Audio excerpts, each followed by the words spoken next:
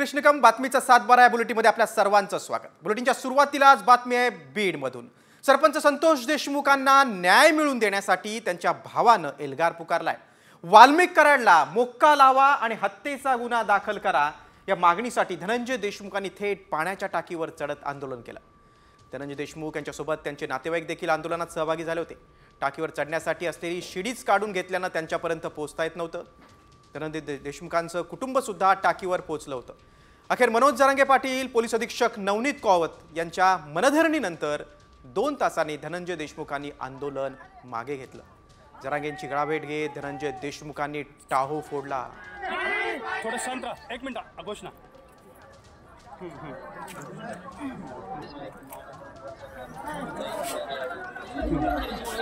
Police लोक खाली जा बरं सगळे। मी न्याय मागतोय, दुसरं काही मागत नाही। माझ्या भावाला ज्यांनी संपवलंय, ज्यांनी कटकारस्थान केलंय, या सगळ्यांना फाशी द्या, हा न्याय मागतो मी माझ्या भावासाठी। बघा धनंजय देशमुखांच्या काय मागण्यात आपण पाहूया। वाल्मिक कराडवर मोक्का लावा, कराडला खून आणि अपहरण प्रकरणी आरोपी करा,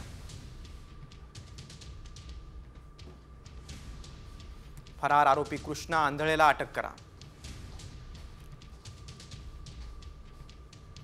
उज्ज्वल निकम किंवा सतीश मानेंनी हा खटला लढवावा, पोलीस अधीक्षक पंकज कुमावत यांना तपास अधिकारी नेमा।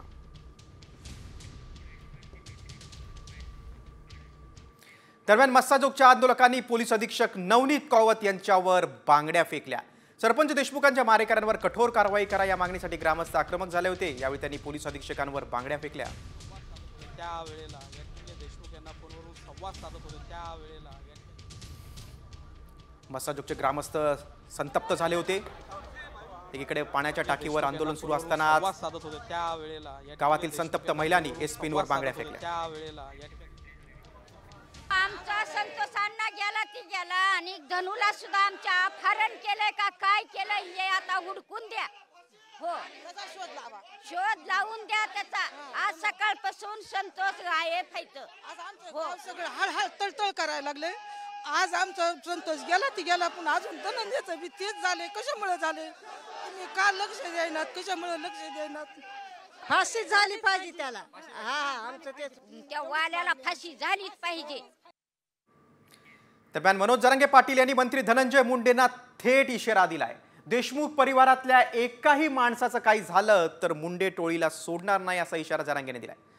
आरोपी खंडणीतला असो किंवा मग धनंजय मुंडेंच्या टोळीचा, त्याचं जगणं मुश्किल करेन असा इशारा मनोज जरांगेने दिलाय। तुम्ही जर चुकीच्या दिशेनं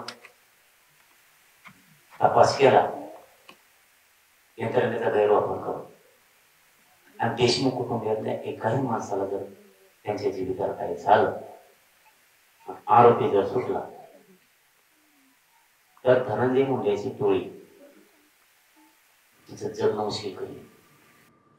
बीड सरपंच हत्या प्रकरणी मुख्यमंत्री फडणवीस यांनी आता बीडचे पोलीस अधीक्षक आणि सीआयडी अधिकाऱ्यांना फोन केलाय। सरपंच हत्या प्रकरणी फडणवीसांनी आतापर्यंतच्या तपासाचा आढावा घेतलाय। या प्रकरणात एकही आरोपी सुटता कामा नये असे आदेश मुख्यमंत्र्यांनी दिलेत। तपासात दोषी आढळतील त्यांच्यावर कारवाई झालीच पाहिजे असं फडणवीसांनी म्हटलंय।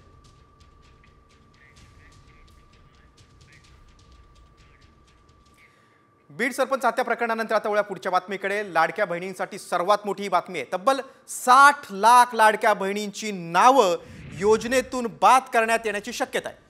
विरोधकांचं आता सत्ताधारी नेत्यांनी देखील केलेल्या दाव्यांमुळे लाडक्या बहिणींकडून आतापर्यंत घेतलेली रक्कम वसूल करण्यात येणार असल्याचं बोललं जातंय। नेमका कोणत्या लाडक्या बहिणींवर संक्रांत येणार आहे पाहूया या संदर्भातला विशेष रिपोर्ट। 60 लाख लाडक्या बहिणी बाद होणार?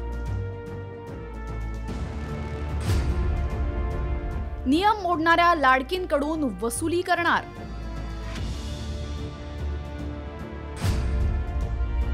नवीन वर्षात लाडक्या बहिणींवर संक्रांत? आता स्क्रुटिनी झाल्यानंतर पहिल्या टप्प्यामध्ये जवळजवळ 60 लाख भगिनी त्या लाडक्या बहिणीपासून वंचित होणार आहेत, फायद्यापासून वंचित होणार आहेत आणि त्यानं दिलेले पैसे परत घेतले जाणार आहेत. ऐकलात? शिवसेनेचे माजी खासदार विनायक राऊत यांनी केलेल्या या दाव्यामुळे आता लाडक्या बहिणींचं टेन्शन वाढलंय. कारण आता लाडकी बहीण योजनेच्या निकषांची काटेकोरपणे चौकशी करण्यात येणार आहे. या चौकशीमध्ये ज्या लाडक्या बहिणींनी नियमांना बगल देऊन पैसे लाटलेत त्यांच्याकडनं आत्तापर्यंत देण्यात आलेल्या सर्व हप्त्यांची वसुलीही करण्यात येणार असल्याची चर्चा रंगू लागली आहे. कारण माजी मंत्री छगन भुजबळांसारख्या ज्येष्ठ नेत्यांनीही चुकीच्या पद्धतीनं लाभ घेणाऱ्या लाडक्या बहिणींवर कारवाई करण्याची मागणी केलेली आहे. जे या नियमात बसत नाही त्यांनी स्वतःहून आपली नावं जे आहेत काढा म्हणून सांगायला पाहिजे. आणि जे पैसे दिले गेले ते आता परत मागण्यात काहीही अर्थ नाही. ते मागण्यात येऊ नये याच्या पुढे जे आहे लोकांना सांगावं या नियमात बसत नाही त्यांनी स्वतःहून आपली नावं काढून घ्यावी. नाहीपेक्षा मग त्यांना मात्र जे आहे दंडासहित वसुली करण्यात येईल. मागचं जे झालं ते आपण आपल्या लाडक्या बहिणींना अर्पण करून टाकलं पाहिजे. भुजबळांच्या या विधानामुळे महायुती सरकारमध्ये खळबळ माजली आहे. कारण लाडकी बहीण योजना बंद होणार की काय याची भीती लाडक्या बहिणींना वाटू लागली आहे. ही योजना बंद होणार नसली तरीही नियमबाह्य लाभ घेणाऱ्यांना योजनेतून वगळलं जाणार असल्याचं बावनकुळेंनी सुद्धा नमूद केलंय. सक्षम महिला जर लाडकी बहीण योजनेचा लाभ घेत असेल तर त्यांच्यावर येणाऱ्या काळात कारवाई केली जाईल असं काल छगन भुजबळ बोलले. नाही, मला माहित नाही छगन भुजबळ काय बोलले, पण लाडक्या बहिणीची योजना आमचं सरकार पूर्ण सुरू ठेवणार आहे. कोणावरही फार कारवाई होणार नाही. नियमाच्या बाहेर कोणी घेतलं असेल तर त्यांचं ते बंद होऊ शकते. दरम्यान कोण अपात्र ठरणार पाहूयात. 2.5 लाखांपेक्षा जास्त उत्पन्न असल्यास अपात्र ठरणार. ट्रॅक्टर वगळता दुसरं 4 चाकी वाहन असल्यास ठरणार अपात्र. ज्या महिलांच्या कुटुंबातील सदस्य आयकर भरतात त्यांना लाभ मिळणार नाही. कुटुंबातील सदस्य सरकारी नोकरीला असल्यास अपात्र ठरणार. कुटुंबातील सदस्य आमदार किंवा खासदार असल्यास लाभ नाही. कुटुंबाची जमीन 5 एकरपेक्षा जास्त असल्यास अपात्र ठरणार. राज्यभरातून 2,63,00,000 लाडक्या बहिणींनी अर्ज दाखल केले होते. त्यापैकी 2,47,00,000 अर्ज पात्र ठरलेत. मात्र आता नव्याने छाननी सुरू झाल्याने अपात्र ठरणाऱ्या लाडक्या बहिणींची संख्या आणखी वाढण्याची शक्यता आहे. कारण राज्याच्या तिजोरीवरील ताण कमालीचा वाढलेला आहे. निवडणुकीपूर्वी सर्रास अर्ज स्वीकारण्याचा जो धडाका लावला होता त्याच्यावर आता निकषांची कात्री लावण्यात येणार आहे. त्यामुळे निकषांबाहेर लाभ घेतलेल्या किती लाडक्या बहिणी अपात्र ठरणार याकडे लक्ष लागलंय. ब्युरो रिपोर्ट, साम टीव्ही.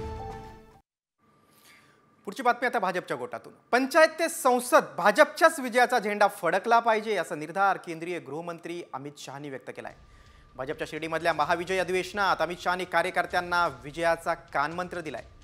ग्रामपंचायत, नगरपालिका, जिल्हा परिषद आणि महापालिकेपासून ते संसदेपर्यंत भाजपच्या विजयाचा झेंडा फडकत राहिला पाहिजे असं शहा म्हणालेत. भाजपची अशी उभारणी करा की पुन्हा कोणाचीही दगाबाजी करण्याची हिंमत होणार नाही असा निर्धार शहानी बोलून दाखवला. माननीय अमित भाईंना पार्लियामेंट तक आप भगवा लहरा दो तभी विजय होती है, तब तक विजय नहीं होती. पंचायत के अंदर भी भाजपा, तहसील जिला में भी भाजपा, म्यूनिसिपालिटी में भी भाजपा, म्यूनिसिपल कॉरपोरेशन में भी भाजपा, महाराष्ट्र में भी भाजपा.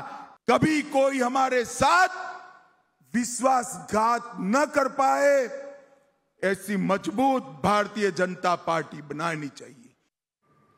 शिर्डीतील महाअधिवेशनातून केंद्रीय गृहमंत्री अमित शहांनी उद्धव ठाकरेंवर टीकेचा भडीमार केला होता.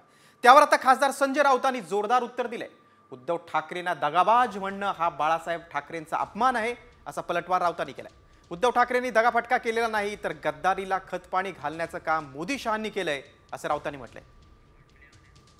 उद्धव ठाकरे जी ने हमारे साथ जो द्रोह किया था 2019 को विचारधारा छोड़ी थी और बाला साहब ठाकरे के सिद्धांतों को छोड़ा था।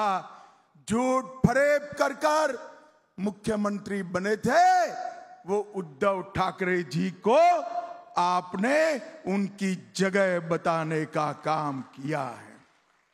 गद्दारांना सोबत घेऊन आपण सरकार बनवलंय आणि आपण दगाफटक्याच्या गोष्टी करता।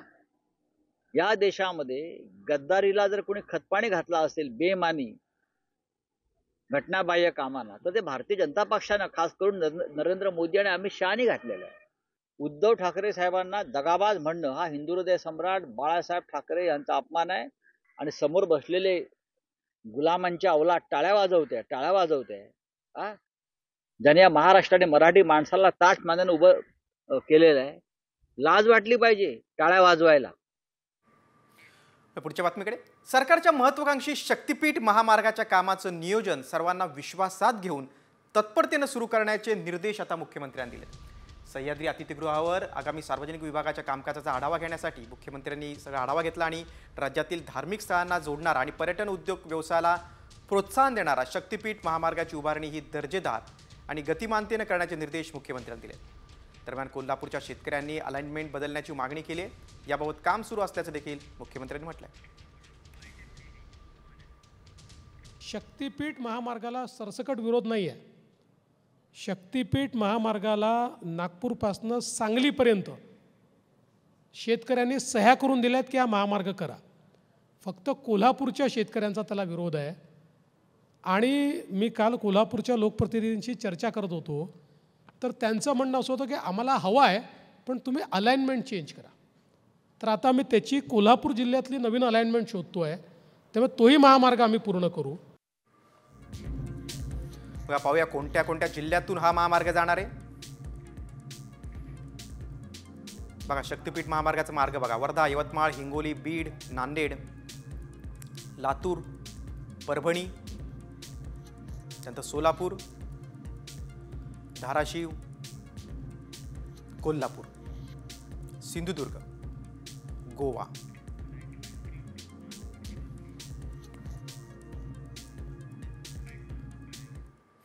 आता पुढच्या बातमीकडे, शेतकऱ्यांसाठी महत्त्वाची बातमी आहे। सोयाबीन खरेदीसाठी कायमस्वरूपी यंत्रणा उभारावी अशी सूचना आता मुख्यमंत्र्यांनी केलेली आहे। पणन विभागाच्या 100 दिवसाच्या आढावा बैठकीत फडणवीसांनी ही सूचना केली।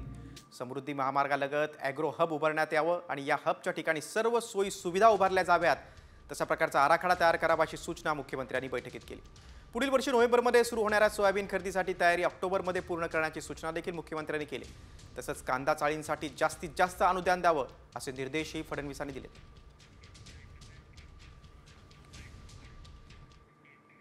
बातमी नाशिकमधून, नायलॉन मांजा विक्रेत्यांसह वापरकर्त्यांवर आता नाशिक पोलिसांकडून मोठी कारवाई करण्यात आलेली आहे। नायलॉन मांजा विक्री आणि जे वापरतायत त्यांच्यावर दाखल गुन्ह्यात सदोष मनुष्यवधाचा प्रयत्न हा कलम समाविष्ट करण्यात येणार आहे। महाराष्ट्रात पहिल्यांदाच नाशिक पोलिसांकडून या कलमाद्वारे कारवाई करण्यात आली आहे। नायलॉन मांजा वापरकर्त्यांमध्ये अल्पवयीन मुलांचा देखील सहभाग असल्यानं त्याच्या पालकांवर कारवाई होणार आहे। नाशिकमध्ये नायलॉन मांजा विक्रेत्यांवर 26 गुन्हे दाखल होते, त्यात 7 आरोपींना आतापर्यंत अटक झालेली आहे। 11 तारखेपर्यंत आपल्याकडे एकूण 26 गुन्हे दाखल होते, त्यामध्ये जवळपास 29 आरोपी होते। आपण त्या सर्व गुन्ह्यांना अटेम्प्ट टू कल्पेबल होमिसाइड म्हणजे सदोष मनुष्यवधाचा प्रयत्न करणे हे भारतीय न्याय संहितेचे 110 कलम आपण वाढ केलेली आहे सर्व गुन्ह्यांना। आपण त्यामध्ये 9 बालकांचे जे वडील आहेत त्यांना आरोपी केलेला आहे। पुढची बातमी नाशिक जिल्ह्यातूनच आहे। नायलॉन मांजामुळे दुचाकीवरून जाणारा तरुण जखमी झालेला आहे। येवला तालुक्यातील पिंपळखुटे गावात ही घटना घडलेली आहे। मांजामुळे तरुणाच्या नाकाला गंभीर जखम झाली आहे, त्याच्या नाकाला 6 टाके पडलेले आहेत। नाशिकच्या येवला तालुक्यातील ही घटना आहे। 2 दिवसापूर्वी नाशिक शहरात देखील नायलॉन मांजामुळे एका तरुणाचा गळा कापला आणि 75 टाके पडले।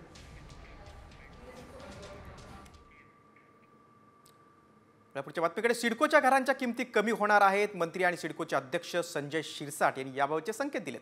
गेल्या काही दिवसांपासून सिडकोच्या घरांची विक्री करण्याची प्रक्रिया चालू झाली आहे, मात्र सिडकोची जी घरं आहेत ती फारच महाग आहेत अशी तक्रार सामान्यांकडून केली जात होती।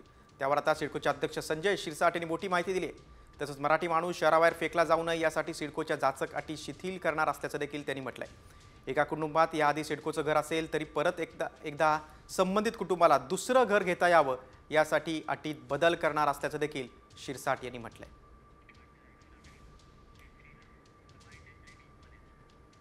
नवी मुंबईमध्ये एक घर घेतलं असेल सिडकोचं म्हणून त्याला दुसरं घेता येणार नाही, ही अटच काढून टाकतोय मुळात. हे डोमेसाईल सर्टिफिकेट कशासाठी पाहिजे तुम्हाला? म्हणून ती सुद्धा एक जाचक अट आहे. 15 वर्ष पाहिजे, मग 14 वर्ष 6 महिने झाले तर त्याला आम्ही ॲग्री करणार नाही. या सगळ्या फालतू अटी ज्या आहेत ना, या सगळ्या मायनस करणार. नवी मुंबईत आता पुढची बातमी आहे पुण्यातून. पुण्यानं नवा बहुमान मिळवलेला आहे. वाहतूक कोंडीच्या विळख्यात पुणे शहर अडकलेलं आहे. आता यात जागतिक वाहतूक कोंडीत पुणे शहर हे 4थ्या क्रमांकावर आहे. वाहनांची संख्या वाढल्यानं शहरात मोठ्या प्रमाणात वाहतूक कोंडी होते. 10 किलोमीटर अंतर कापण्यासाठी पुण्यात चक्क 33 मिनिटांचा वेळ लागतोय. टॉमटॉम या डॅनिश संस्थेनं जगभरात केलेल्या सर्वेक्षणाच्या अहवालातून ही माहिती समोर आलेली आहे. पुणे वाहतूक कोंडीत जगात भारी ठरलंय. त्यामुळे हा जर ट्रॅफिक कंजेशन आणि जो स्पीड कमी होतोय हा जो इश्यू आहे त्याला जर सॉल्व्ह करायचा असेल तर बसेसशिवाय पर्याय नाही. आणि जे आपलं वाहतुकीचं बजेट आहे पुणे म्युनिसिपल कॉर्पोरेशन आणि PCMC दोन्हीचं जवळजवळ हजार करोडचं फक्त वाहतुकीचं बजेट आहे. तर खरं सांगायचं त्यातलं किमान 50% हे चालणे, बस आणि सायकली ह्यांच्यासाठी दरवर्षी राखून ठेवलं पाहिजे. अशा दृष्टीने गेलो तरच होईल. आज त्याची पर्सेंटेज फक्त 20% आहे. फक्त 20% आपण म्हणतोय की आम्हाला बसेस चांगल्या हव्या आहेत वगैरे, पण खर्च खूप कमी करतोय. पुण्यानंतर पुढची बातमी रत्नागिरीतून. विद्यार्थिनीची छेड काढणाऱ्या शिक्षकाला पालकांनी चांगला चोप दिलाय. रत्नागिरी शहरातील एका नामांकित शाळेत हा सगळा प्रकार घडलाय. विद्यार्थिनीच्या तक्रारीनंतर पालकांनी शिक्षकाला चोपलंय. त्यानंतर शाळेतील शिपायानं देखील पालकांवर हात उचलला होता. दरम्यान पोलिसांनी छेड काढणाऱ्या शिक्षकाला ताब्यात घेतलंय. तसंच त्याचं शाळेतून निलंबन करण्यात आलंय. तो कंत्राटी पद्धतीनं शाळेत कार्यरत होता.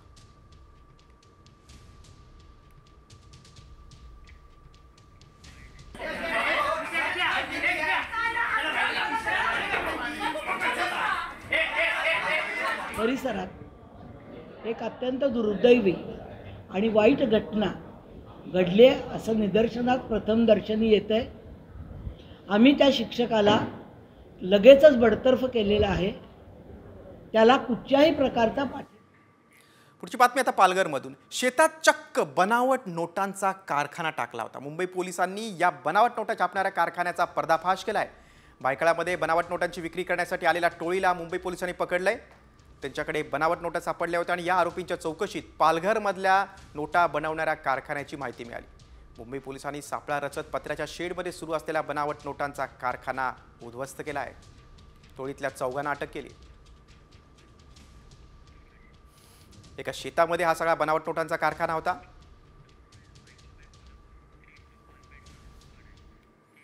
बातमी आता कोल्हापूरमधून. शहर आणि परिसरात गुंडांनी हैदोस घातलाय. हातात कोयते आणि तलवारी घेऊन गुंडांकडून दहशत माजवली जाते. धमक्यांचे रील्स बनवले जात आहेत. धक्कादायक म्हणजे काही गुंडांनी धमक्यांचे रील्स ठेवल्यानंतर 2 दिवसात एका तरुणाची कोयत्यानं वार करत निर्घुण हत्या झाली होती. पोलीस प्रशासन मात्र या संपूर्ण प्रकारावर हतबल झाल्याचं दिसून येत आहे.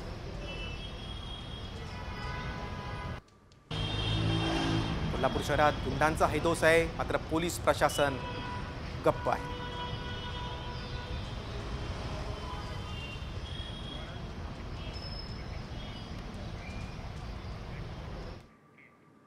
पुढच्या बातमीकडे.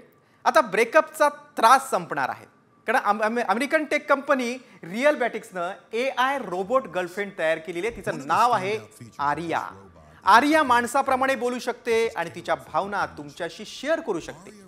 मी तुम्हाला आयुष्यभर साथ देईन असं कंपनीचं म्हणणं आहे. या रोबोटमध्ये अगदी खऱ्या माणसांसारखी वैशिष्ट्य आहे. त्याची किंमत सुमारे 1.5 कोटी आहे. आर्या तुमच्या चेहऱ्यावरील हावभाव कॉपी करू शकते आणि माणसांसारखी प्रतिक्रिया देखील देऊ शकते. त्यामुळे आता ब्रेकअपचा त्रास संपलाय असं म्हणायला हरकत नाही. कारण आर्या तुम्हाला आयुष्यभर साथ देईल. ना सोडून जाणार ना ती म्हातारीही होणार. Hello Arya, how are you today?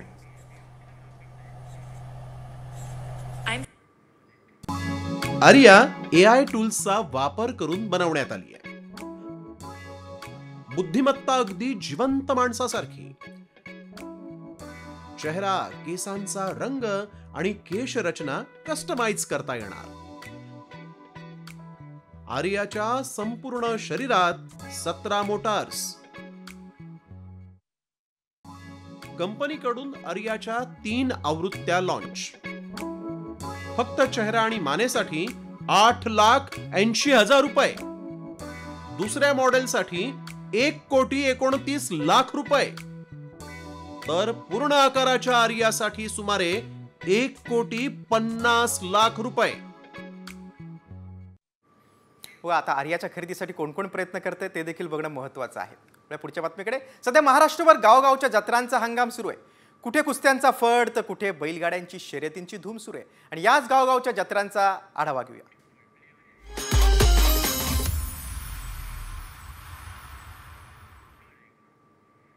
याची देही याची डोळा अनुभवला अनुपम अक्षात सोहळा. सुमारे 900 वर्षांची परंपरा असलेल्या ग्रामदैवत शिवयोगी श्री सिद्धरामेश्वर मंदिर परिसरातील अक्षता सोहळा पार पडला. वाजत गाजत मानाच्या 7 नंदी ध्वजांची मिरवणूक सिद्धरामेश्वर मांडोरापर्यंत निघते. मंदिर परिसरातील संमती कट्ट्यावर सिद्धरामेश्वरांच्या योगदंडासोबत कुंभार कन्येचा विवाह सोहळा पार पडतो. रंगीबेरंगी फुलांनी मांडवासारखा सजलेला संमती कट्टा इथे भक्तिमय वातावरणात उत्साहानं जमलेल्या लाखो भाविकांनी याची देही याची डोळा हा सोहळा आहे तो अनुभवला.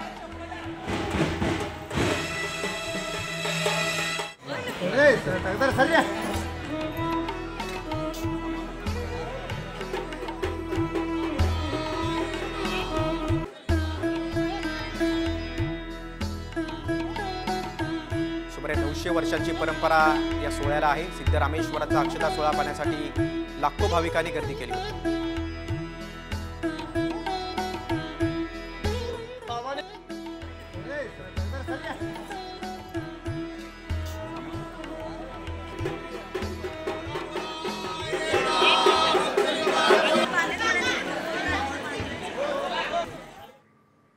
आणि आता आपण मांढरादेवी गडावर असलेल्या यात्रेकडे वळूया. काळूबाई यात्रेला सुरुवात झालेली आहे. सकाळी 6च्या सुमारास सातारा जिल्हा सत्र न्यायाधीश जोशी यांच्या हस्ते देवीची पूजा करण्यात आली.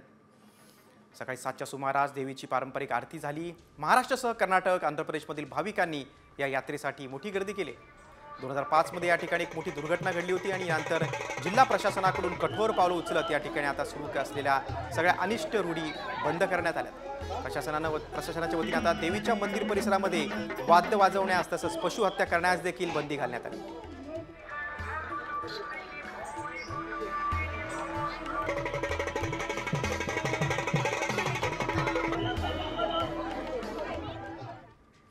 कुंभमेळ्याला आजपासून प्रारंभ झालाय. त्या संदर्भातल्या काही घडामोडी पाहूया.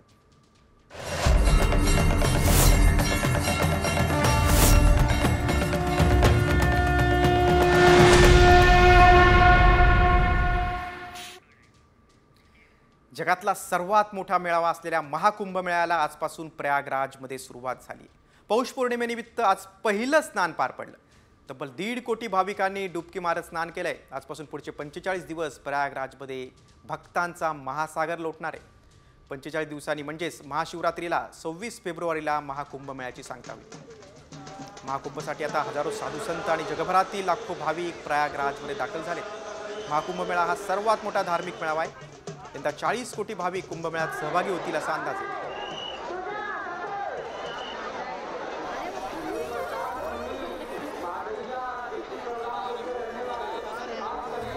अगदी भारतासह संपूर्ण जगभरातून साधू संत भाविक उत्तर प्रदेशमधील प्रयागराजमध्ये दाखल झालेले आहेत. तब्बल 144 वर्षानंतर आता हा महाकुंभ मेळ्याचा योग आलेला आहे. उत्तर प्रदेश सरकारनं देखील त्यासाठी जय्यत तयारी केलेली आहे. आज पहिलं शाही स्नान पार पडलं. त्यानंतर आता वसंत पंचमीला आणि मागे अमावस्येला देखील शाही स्नान होणार आहे. उद्या संक्रांत आहे. उद्या देखील शाही स्नान साधू महंतांचं असणार आहे.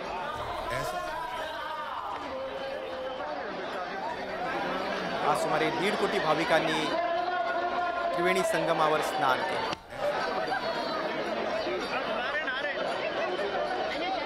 भारतात 4 ठिकाणी कुंभमेळा भरतो. त्यामध्ये प्रयागराज आहे. प्रयागराजला 3 नद्यांचा संगम आहे. 45 दिवस आता 40 कोटी भक्तांचा महासागर असणार आहे. स्नानासाठी एकूण 41 घाट आहेत आणि 9 कायमस्वरूपी घाटांची निर्मिती केलेली आहे. सुमारे 1.5 लाख तंबू आहेत आणि 15,000 स्वच्छता कर्मचाऱ्यांची नेमणूक करण्यात आलेली आहे. 13,000 रेल्वे आहेत, तसंच 200 चार्टर्ड विमानांची देखील सोय करण्यात आलेली आहे. भाविकांसाठी विशेष सुरक्षा व्यवस्था आहे. फायर फायटिंग बोर्ड देखील तैनात आहे.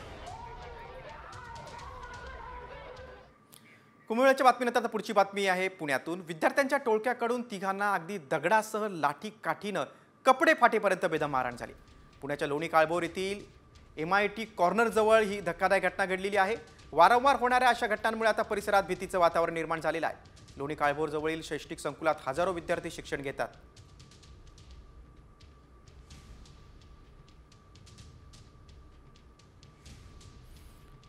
दगडासह लाठीकाठीनं तिघांना मारहाण झालेली आहे. मात्र असा सतत